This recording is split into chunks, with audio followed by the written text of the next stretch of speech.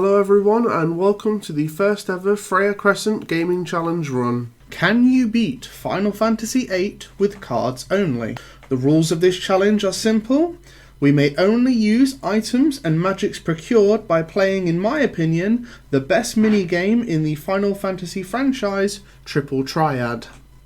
Now, before we can begin the challenge run, we do have to do some initial setup, as the ability to convert cards isn't available to us straight away. After the opening video, the main character Squall is collected by his instructor Quistis from the infirmary and taken to their classroom.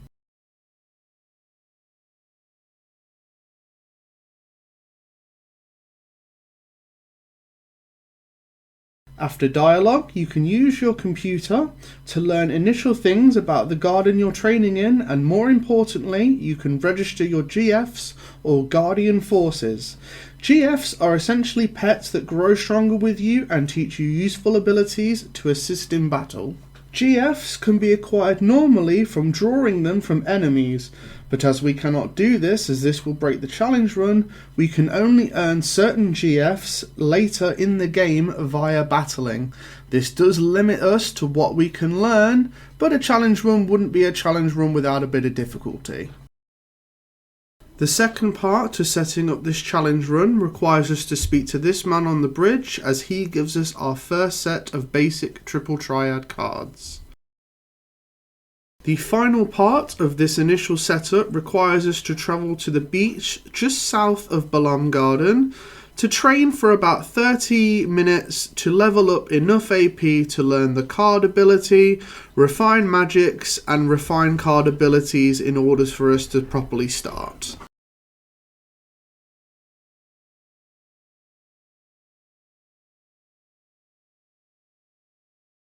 After several minutes of grinding, we do need to nip to the shop in Balam to sell any items that we have procured, as these are not allowed during the run, as we did not make them or win them from card games. After selling the items, we play this lady in red right here, who is known as the Queen of Cards. We play her for a while to earn some higher level cards. This is made easier by asking her to play and only challenging her properly when she decides to use the all rule, meaning if we win the round we get all the cards she plays in that game.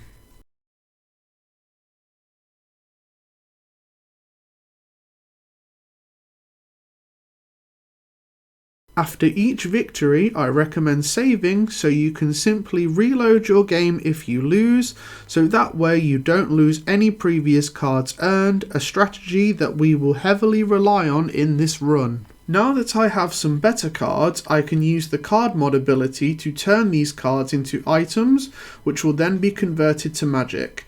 We're almost there in being able to properly start this run. Going forward, I will use the magic command instead of the attack, as I can now attack the enemies legitimately through the magics that I've converted from the cards. Finally, with Shiva learning Ice Magic Refine, both party members can now legitimately attack, and we can finally proceed to the Fire Cavern and continue the challenge run. Each water crystal in our inventory converts to 50 water spells, which is going to be very useful in the Fire Cavern indeed. Now, compared to previous Final Fantasy games, FF8 has a unique way for us to get stronger. The junction system allows us to stat magic to our stats to increase them, as long as our GFs have the ability to do so. The more magic you have, the bigger the stat increase. Finally, at the Fire Cavern, we give ourselves 40 minutes to complete the test to make sure we have ample time to beat the boss Ifrit. The strategy for this boss fight is simple. Spam the magics that we have at Ifrit until he agrees to join us. No real skill necessary, just wear down his HP. With Ifrit acquired, we have another GF and also the rare Ifrit card, which will become super handy shortly for grinding for cards to boost our stats. We make sure Ifrit is learning Fire Magic Refine as soon as possible, and Quetzalcoatl Mid Magic Refine to make our weak magic stronger. We shall now begin rare card hunting. The The boy seen running here holds the first rare card of Balam Garden called the Minimog card. A little fact that it was a GF item first made exclusive to the original game in Japan only. Victory, and with that we have claimed our first rare card. We will now continue on to hunt for the second rare card of Balam Garden, the Quistis card. We can find the Quistis card in the cafeteria area by challenging the guy in the back.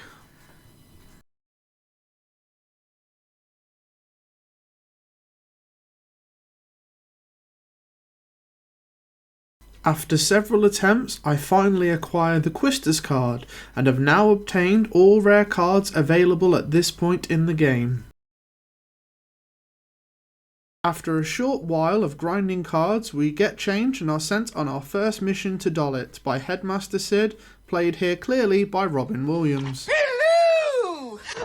So after a few initial fights, we find ourselves at the town square and Cypher decides as squad leader we should abandon our post and follow the Galbadian soldiers towards the communication tower. Just before we enter the tower, we are joined by our new team member, Selfie Tilmit. With our party prepped, we ascend the tower and are about to be thrown into a back-to-back boss battle. In the first part of this boss fight, we take on Biggs and Wedge for the first time. This part of the battle is fairly simple, as all we have to do is cause a bit of damage to them, and eventually they will be blown away by the real boss, the Elverett.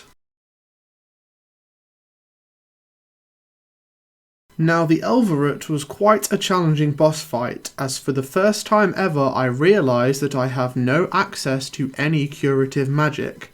The Elverett has quite a high magic defense stat, and not being able to attack or draw magic made me quickly realise that this run was going to be a lot harder than I initially realised. During the fight, I also remembered that the Elverett has an attack called Storm Breath, which attacks all my characters.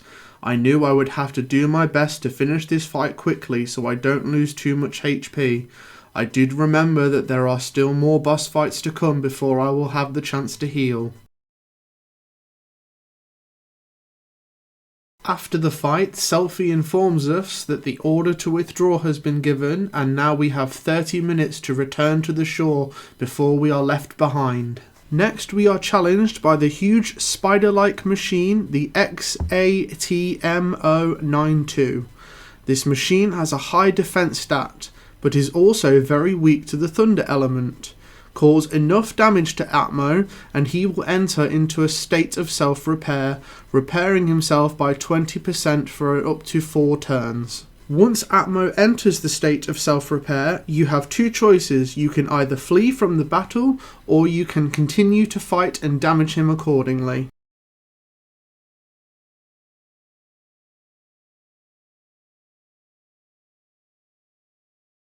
On the route to the beach, you can be challenged by Atmo up to 8 times in various places. A fun fact, once Atmo has entered the state of self-repair, if you damage him enough before he reaches 100%, he will automatically stand back up and continue attacking the party.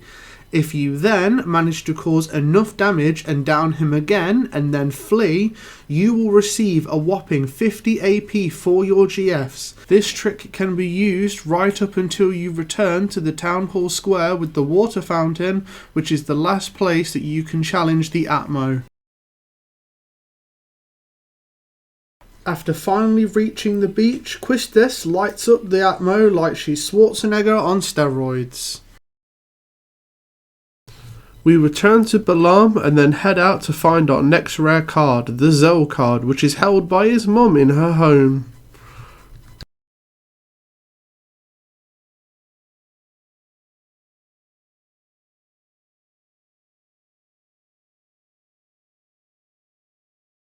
Victory, and with the Zell card claimed, we now currently have 4 rare cards in our deck, making us at this point in the game pretty unstoppable card-wise.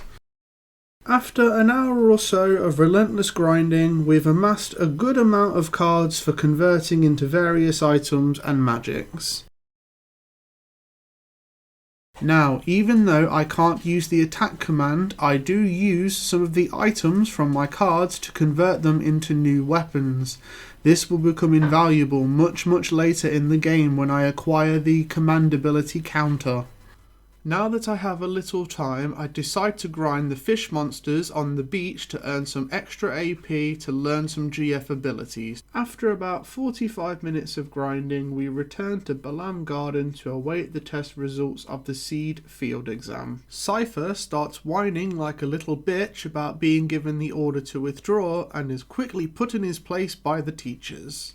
We find out we've passed the exam with flying colours. We are then invited to the Seed inaugural party where we dance the night away with the sexy new love interest. Sit on my face! Oh gosh! Next, we are asked by our teacher, Quistus, to meet her in the secret area of the training grounds. A teacher asking us to break the rules? How scandalous. Before entering the training grounds, we take a moment just to junction some fire magic just to add to our stats. After a brief cutscene, Quistus informs us that she's been relieved of her duties as a teacher, and she is now a regular seed just like us. Quistus has been hinting at school a lot as to why he doesn't seem to like her romantically. And given that she's a teacher, I would say a firing is definitely appropriate. After a couple of random battles, we reach the exit of the training grounds when suddenly a cry for help is heard. We are thrown into a boss battle against Grinaldo and his team of Raldos. From previous playthroughs, I have learned if you defeat Grinaldo before his team of Raldos, they gain a super boost to speed and will decimate your party with constant attacks. I have learned in previous playthroughs that Grinaldo is weak to the magic spell Sleep, but unfortunately due to the run we do not have access to this spell. I would normally stock up on Shell and Protect magic from these bosses, but due to the challenge run this is also not allowed. Due to not being able to heal, this battle was tough as I had already taken some damage before we entered the fight. Lucky for me, the Raldos attacks weren't dealing that much damage and I was able to take quite a few hits from them. Victory! With the bosses defeated, we have saved the mysterious lady who seems to know us. She is then escorted away from men in white suits, probably taking her back to whatever asylum she came from.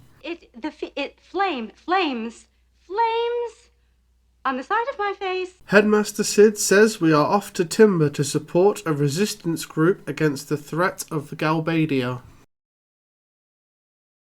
Now if you speak to Headmaster Sid again before you leave, he will give you a mysterious item called the Magical Lamp. This lamp contains the GF Diablos, which you can attain by defeating him in battle. However, because this item was not received in cards, this is not allowed and we must sell the magical lamp at the first convenience. Before we leave, I would advise heading back to Headmaster Sid's room and challenging him to cards because he holds the cipher card. If you don't challenge him now, it will be a long time before you get the chance to challenge him again. Victory! We have attained the cipher card and that means we now have at least 5 rare cards in our deck, making us pretty much unstoppable in Balam. You are correct, sir! After grinding a few card games and a few battles to boost our stats, we head for Balam train station to head to Timber. On the train we learn seeds have their own private cabin and it's pretty nice and hopefully we'll get some smacky bum bum time. Our characters then roofie themselves and pass out in the middle of the train. Just kidding. Although what could be considered a bad drug trip, we are suddenly transported and are in control of 3 random people. These 3 new characters are called Laguna, Kiros and Ward. We find a conveniently parked car in the middle of the forest and decide to abandon our post and go get slaughtered at the local city nearby. Not a lot happens in this scene. The new gang are serenaded by a piano player named Julia. Laguna gets a leg cramp from being shy. Julia invites Laguna up to her bedroom and he fails to seal the deal and falls asleep. Nothing really significant battle-wise, so we're just going to skip this scene for the sake of the edit. We then continue on to Timber and meet with the resistance group.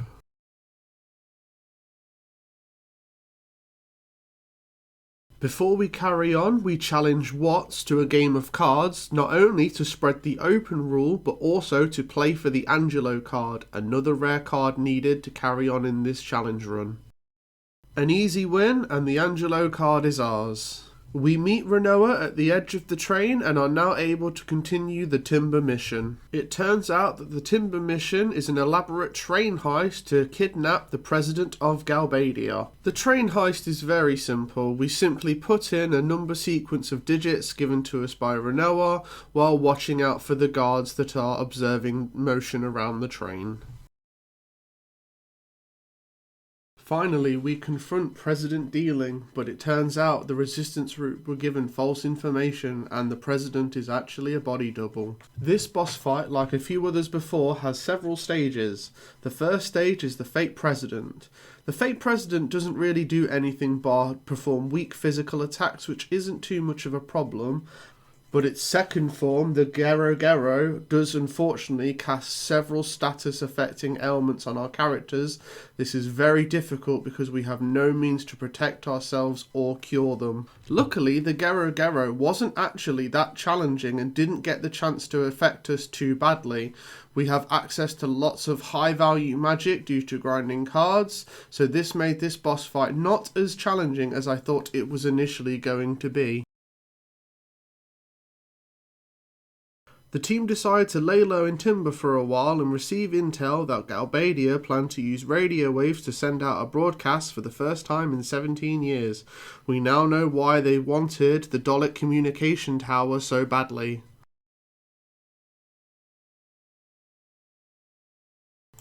We find the big TV that is planned to be used to broadcast the message from the Galbadia army.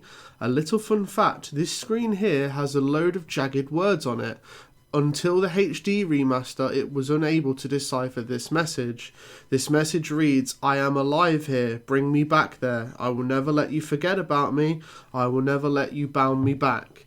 This is reference to a boss much later in the game called Adele, who we will go over later. The president announces the new ambassador of the Galbadia army, the sorceress. Quickly, the broadcast is interrupted by Cypher, who takes the president hostage. Quistes then appears on the screen, begging the Timber team to assist her in taking out Cypher. Zell drops the mother of mistakes and names Garden as where they are from. The president tells them if anything should happen to him, Garden will be targeted without mercy. A mysterious woman then seems to appear and almost bewitches Cypher and makes him follow her into the dark void behind the curtain. The team decide they need to escape Timber to safety. Quistis assures them that protocol states that they should attend to the nearest garden for support. This is located deep in the Galbadian desert. We enter the Galbadian forest just before the desert and are once again sent to the mythical dream world. Now again, for the sake of the edit, nothing really significant happens in the dream world except for a few fights at the very end that we're forced to partake in. So to save time and not to waste yours, we're just going to skip right to the end. After the scripted fights, it turns out that Ward has damaged his throat and can no longer speak. They see a boat in the water just over the hill edge, and Laguna makes the logical choice and throws his comrades to their deaths while quickly falling to his shortly after. End of game. Not really, though. We arrive at Galbadia Garden. Quistis assures Zell that Balaam Garden is safe and that Cypher has taken the blame for kidnapping the president. She then tells us that the sentence has been passed and Cypher has been executed. After an hour or so of grinding cards again, we finally meet up with the president of the Galbadian Garden, Martine. He introduces us to our final character, Irvin Canice, and tells us the mission is that we are to assassinate the sorceress by sharpshooter. Irvin Canice will take the shot and we are to support him as much as we can. We arrive at Dealing City and head straight for Caraway's mansion. Before we can enter, a soldier tells us that we need to perform a task to prove that we are good enough for General Caraway. The task is simple. Head to the tomb of the unknown king and retrieve a code number from a missing student. We arrive at the tomb and straight away are greeted by two people running away screaming the word float. right. The student code is at the very entrance of the dungeon. While exploring the dungeon, I came upon what looked like a realistic statue. This is actually one half of a new GF that we can obtain legally in this challenge run called the Brothers. Now earlier on you noticed the two girls who ran out of the temple screaming float. This is because the Brothers GF is an earth elemental. Normally we could cast float on them to stop them from regenerating, as if they had come into contact with the floor, they automatically heal. We however do not have access to the float spell, so we have to deal a lot of damage quickly in order to win. Luckily, Sacred, the first half of the Brothers GF, doesn't have a whole lot of HP, and having access to higher level magic spells, we managed to defeat him relatively quickly. Now, the Tomb of the Unknown King is a basic puzzle. I'll insert the map here to show you in what order you need to go to in each room so that you can unlock this puzzle correctly. This fight plays out exactly the same way as before, only difference this time is there's now both halves of the Brothers GF. We simply deal high level magic very quickly to stop them healing by regeneration. Victory! We've claimed a new GF and that will help us boost our stats exponentially. We can now return to Caraway's mansion not only with the student ID code but also a new GF pet as well. After the fight we also unlock the Minotaur and Sacred cards, giving us even more rare cards for our deck. We finally meet General Caraway and find out that he is actually Renoa's father, and Renoa has some major daddy issues. Let's just go home and check. General Caraway splits us into two teams, the Sniper team, who will take the shot at Edea, and the Gateway team, who will trap her so that the Sniper team can take the shot. Renoa, not happy with her father's plan, decides to run interference and suggests instead of using a sniper, they could seal the sorceress's powers with an Odin bangle. Quistis, not happy with this suggestion, leaves Renoa in the mansion and says that they have to follow the original plan. Squall and Irvine take position and Quistis feels bad about snapping at Renoa, so she goes back to apologise. No wonder she lost her teacher's license. General Caraway returns to his mansion and tries to seal Renoa in the room so she can't interfere. Renoa runs out the room, the Quistis troop enters and gets locked in. How the hell they passed each other without noticing each other is beyond me. Done! Renoa tries to trick the sorceress into wearing the bangle but is quickly thwarted by her magic. Enter sexy sequence to show off the sorceress.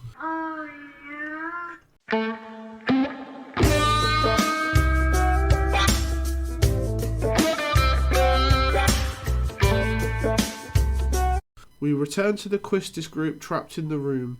In a Resident Evil style puzzle, we put a glass on a statue and miraculously find a secret door. The secret door leads us to an underground sewer. This is a very basic puzzle as we simply need to find the exit. Nothing of any significance happens here, so for the sake of the edit we're just going to skip it. The parade begins, the Sniper team heads inside, but we also notice on the way in that Cypher is in fact alive and has not been executed. Before the Sniper team can take their position, we have to rescue Renoa from the Iguian's boss. These bosses are fairly easy. They do have low HP, however they do also have a few drawbacks. Firstly, they are immune to fire magic and in return can actually petrify the group.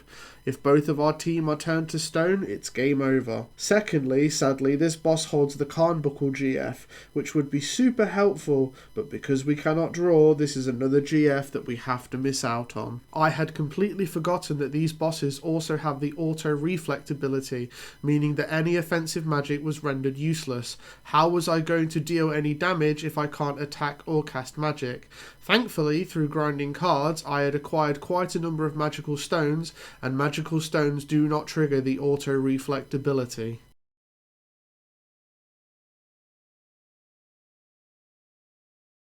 We collect Renoa and hand Irvine the gun in order to take the shot. Irvine begins to freak out and says that he's unable to do it. What are we gonna do?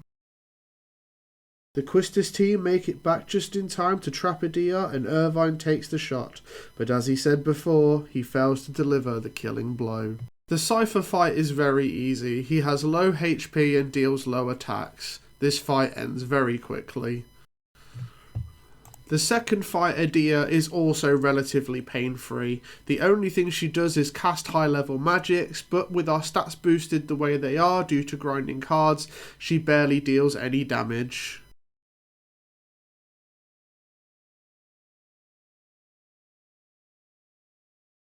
Victory! We've defeated Adia, and that means we have officially completed the first disc of this FF8 Cards Only Challenge. Sadly, this run does not end on a happy note, as Squall is pierced through the chest with a magical icicle. What will become of our hero, you ask? Stick around for Disc 2 to find out. Thank you everyone for watching part 1 of the first ever FF8 Cards Only Challenge run.